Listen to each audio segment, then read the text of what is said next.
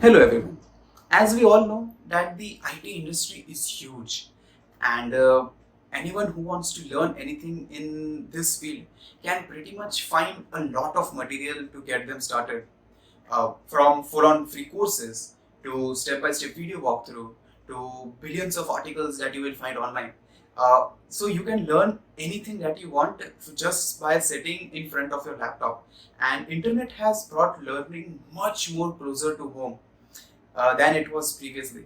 So, but there is one catch though that I find in these things is that the dearth of quality content in Indian regional languages.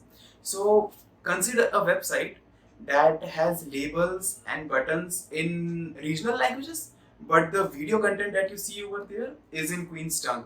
So, there is no use of such website, right? So, our focus is on making an industry impact wherein linguistic barriers don't inhibit user satisfaction. Even at Incubate, we strive to create software that are suited for global use. And as a result, we are able to create software for our clients which are used by users in more than 40 countries and 11 languages successfully. So this video series will be our attempt at bridging the gap for anyone who is looking to further their knowledge in regional languages by putting one video at a time. Thank you so much.